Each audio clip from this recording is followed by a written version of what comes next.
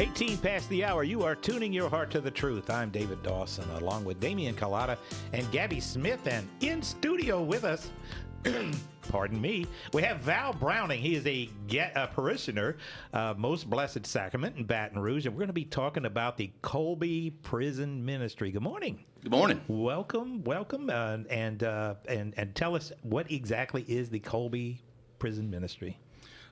Kolbe Prison Ministries started in 2009. Okay. Was the first retreat. They had some men were participating in Crescio. Okay. In prisons. Yeah. And one of the offenders at the correctional facility they were at came through and was talking to him and said, you know, before I got here, I went through an Acts retreat. This would be an awesome place for an Acts retreat. And so that kind of stuck with a couple of them, and through prayer and intercession, they came up with this idea of prison acts. Yeah. And so they had their first retreat in 2009 in the hill country of Texas. Okay. And because of some differences, they had to separate from acts, and they came up with imagine they would have to, because it's kind of unique. I mean, we don't disclose what goes on in the Acts retreats, but I mean, it's different dynamics in the prison. Oh, very much so. So they came up with the name Kolbe Prison Ministries. Okay. And so they've been going strong in Texas, and in 2011, the Diocese of Lake Charles welcomed it. Okay. And so then this past year, it came here. So it's heading east. It's heading east. Well, also this year, they've created core teams in the Tallahassee, Pensacola Diocese. Wow, it's moving. Oklahoma City Diocese, and the Kansas City, Kansas Diocese. No kidding. We have inquiries from South Carolina, Alabama, Nevada, Utah, and Colorado. All right. So, I mean, gosh, when you think about it, you got such fertile ground, you know, of these men who are confined, you know, and I mean, it's a lot of time to reflect and a lot of time to pray and look back on their past and what the possibilities are for the future. But can you explain a little more what y'all do without? Oh, absolutely, okay. absolutely. Right. It has a lot of variety depending on the facility. Like the women from Lake Charles came into Baton Rouge to a LCIW up in Baker and did a retreat in August of 22, and it was a 2-day retreat. Okay. They came back in March of this past year and did a 3-day retreat.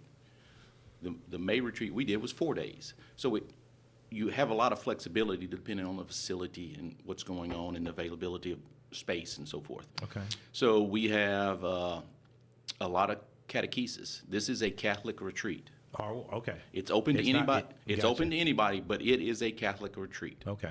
The first time I teamed was over in Allen Correctional in Kinder, and we had an offender who was Muslim.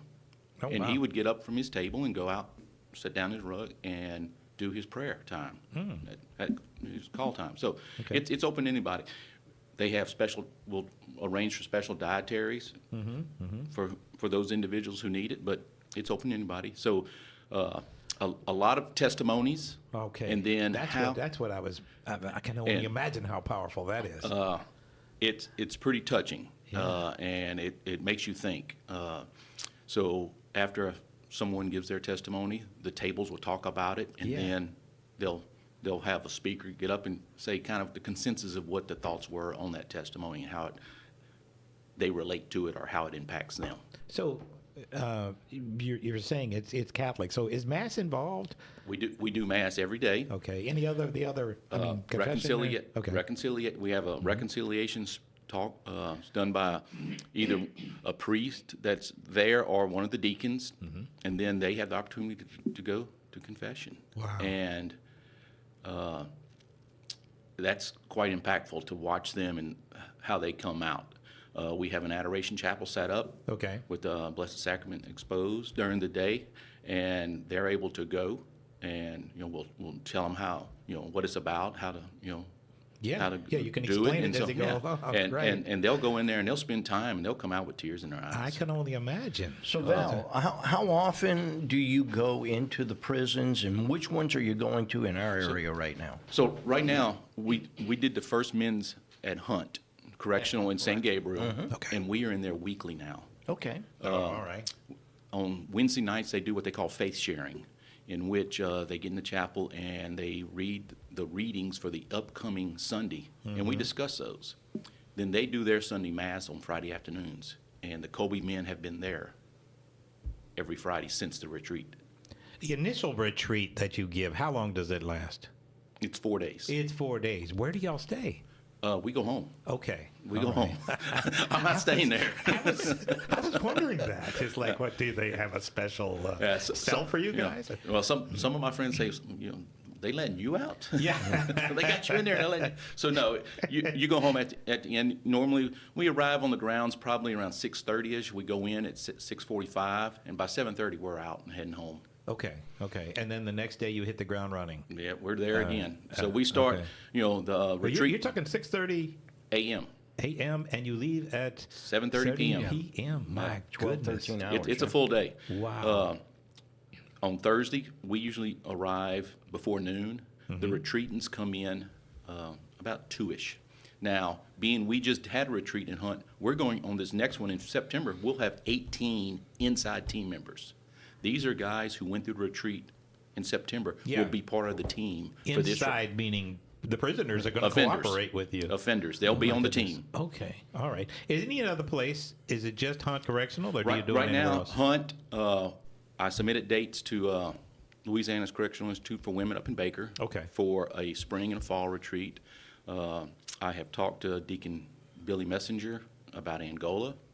Wow. And I've had calls from a priest down in New Iberia area who wants to do a retreat at the parish prison there in New Iberia, and priest and deacon from Cottonport who want to do a retreat at Raymond Laborde there in Cottonport. My goodness. So, Val, for Kolbe Ministries, men and women can be members.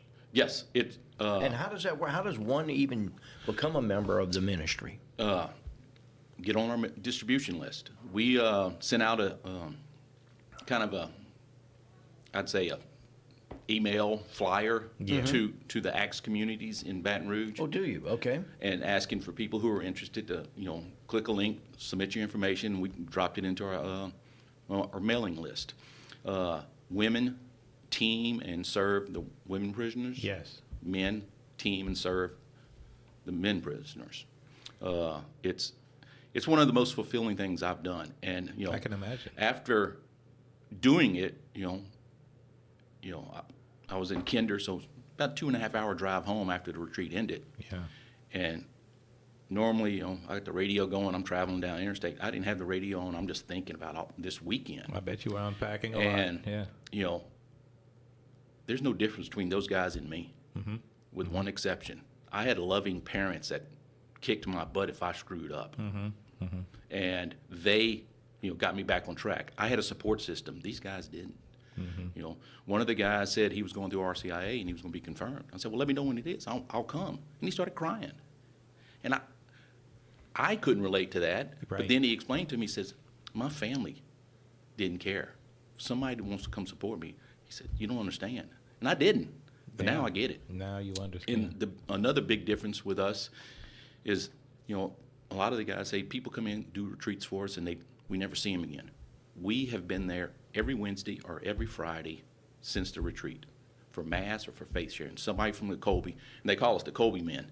Okay. We show up, and it's now, those first couple of weeks we had a little problem getting through the gate. Now they know us. Yeah, you got because the we're there. logistics worked out. Yeah. We're there every week, and so it's very very fulfilling. How do you guys differ from other prison ministries? And are there any conflicts, or you only go where there's not a prison ministry focusing on Catholic faith? We focus on Catholic. We have to be invited by the chaplain or the warden. Okay. It's usually through the chaplain there at the facilities.